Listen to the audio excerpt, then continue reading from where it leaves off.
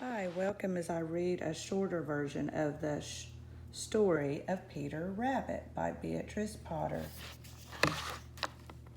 Once upon a time, there were four little rabbits, and their names were Flopsy, Mopsy, Cottontail, and Peter.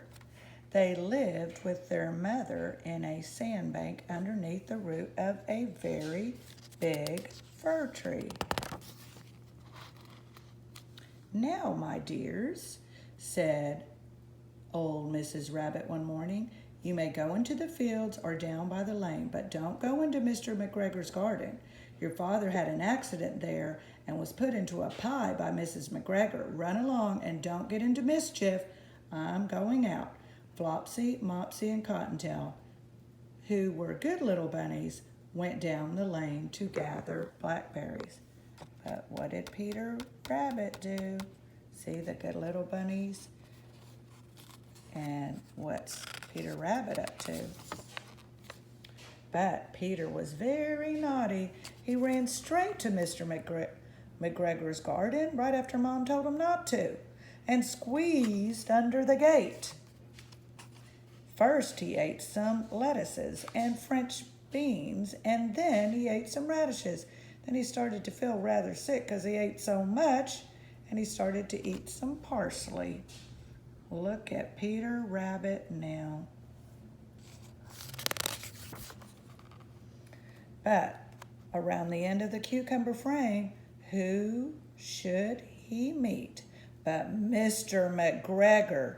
Mr. McGregor was out on his hands and knees planting out young cabbages, but he jumped up and ran after Peter, waving a rake and calling out, "Stop, thief!" Peter was dreadfully frightened. He rushed all over the garden, for he had forgotten the way back to the gate.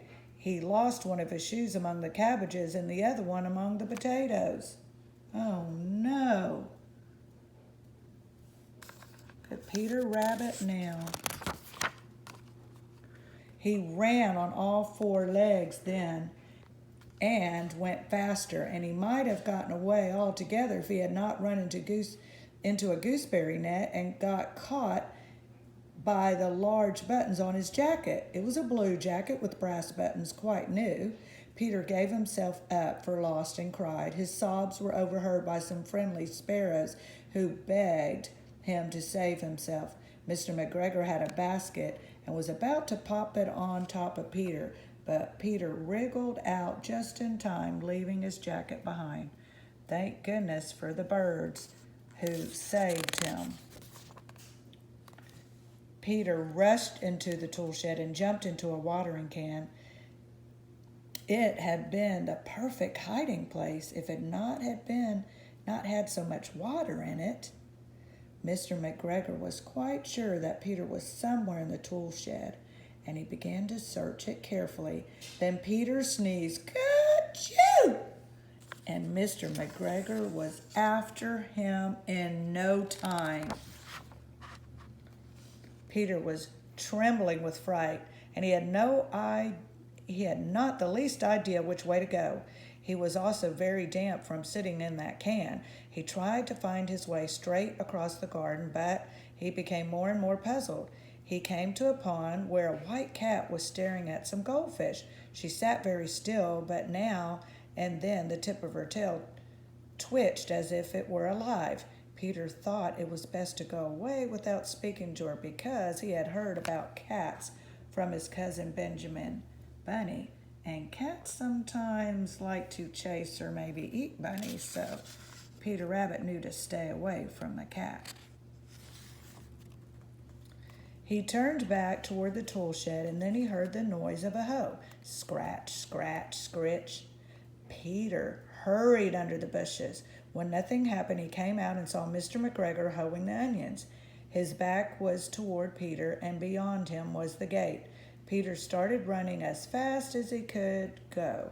Mr. McGregor caught sight of him at the corner, but Peter did not care. He slipped underneath the gate and was safe at last in the forest outside the garden. Mr. McGregor hung the little jacket and his shoes to use as a scarecrow to frighten the blackbirds. To see Peter Rabbit's jacket? Peter didn't stop running until he got home to the big fir tree. He was so tired that he flopped down on the floor and shut his eyes. His mother was busy cooking. She wondered what he had done with all his clothes. It was a second jacket and pair of shoes that Peter had lost in 2 weeks. He was exhausted now. Peter did not feel very well that evening. His mother put him to bed and gave him a dose of chamomile tea, 1 teaspoon to be taken at bedtime, but Flopsy, Mopsy, and Cottontail had bread and milk and blackberries for supper. The end. And Happy Easter from Peter Rabbit.